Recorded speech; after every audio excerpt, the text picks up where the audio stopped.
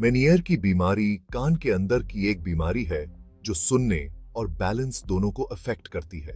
Prosper Meniere के नाम पर यह आमतौर पर एक कान को प्रभावित करता है, हालांकि लगभग 15% मामलों में दोनों शामिल हो सकते हैं। ज्यादातर 40 और 60 के बीच के लोगों में इसका पता चलता है। इसका सही कारण अज्ञात है, लेकिन माना जाता है कि यह इनर ईयर में फ्लूइड बिल्डअप के कारण होता है। यह फ्लूइड बिल्डअप सुनने और संतुलन के लिए जिम्मेदार नाजुक संरचनाओं के सामान्य कार्य को बाधित करता है। यह व्यवधान मेनियर रोग वाले व्यक्तियों द्वारा अनुभव किए जाने वाले विभिन्न लक्षणों की ओर जाता है।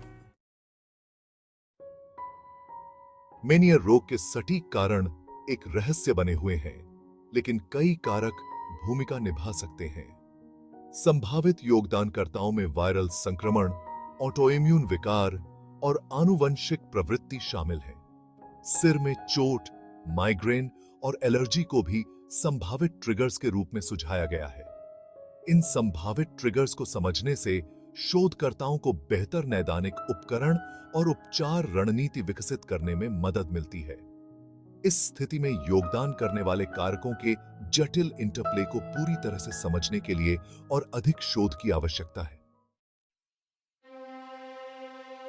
मेनियर रोग episodic vertigo, fluctuating hearing loss, tinnitus और ऑरल फुलनेस की विशेषता है। वर्टिगो अटैक्स कमजोर करने वाले हो सकते हैं, अक्सर मतली और उल्टी के साथ। श्रवण हानि आमतौर पर एक कान को प्रभावित करती है और आ सकती है और जा सकती है, खासकर शुरुआती चरणों में। टिनिटस एक बजने या भनभनाहट ध्वनि अक्सर रिपोर्ट की जाती है। लक्षण दैनिक गतिविधियों, काम और सामाजिक संपर्क को महत्वपूर्ण रूप से प्रभावित कर सकते हैं, जो एक व्यक्ति से दूसरे व्यक्ति में बहुत भिन्न होते हैं।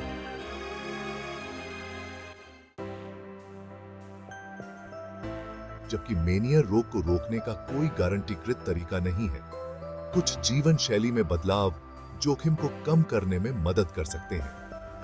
कम सोडियम वाला आहार बनाए रखने से शरीर में द्रव संतुलन को विनियमित करने में मदद मिल सकती है। कैफीन और शराब का सेवन सीमित करना, तनाव का प्रबंधन करना और कान के संक्रमण का तुरंत इलाज करने की सिफारिश की जाती है।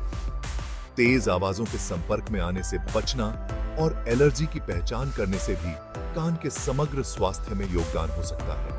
ये उपाय जोखिम कारकों के प्रबंधन और समग्र कल्याण को बढ़ावा देने के लिए एक सक्रिय दृष्टिकोण प्रदान करते हैं। हालांकि मेनियर रोग का कोई इलाज नहीं है, लक्षणों को प्रबंधित करने में मदद करने के लिए विभिन्न उपचार विकल्प उपलब्ध हैं।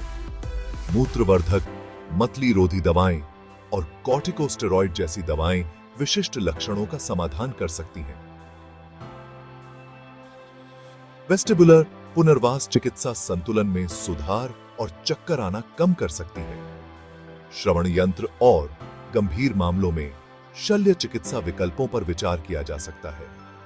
मेनियर रोग को प्रभावी ढंग से प्रबंधित करने के लिए एक व्यक्तिगत दृष्टिकोण आवश्यक है। मेनियर रोग के साथ जीना चुनौतीपूर्ण हो सकता है, लेकिन उचित प्रबंधन और समर्थन से व्यक्ति पूर्ण जीवन जी सकते हैं। ट्रिगर्स को पहचानना और स्वास्थ्य सेवा पेशेवरों के साथ मिलकर काम करना लक्षणों के प्रबंधन में महत्वपूर्ण कदम है। सहायता समूह और ऑनलाइन समुदाय मूल्यवान संसाधन और भावनात्मक सहायता प्रदान करते हैं।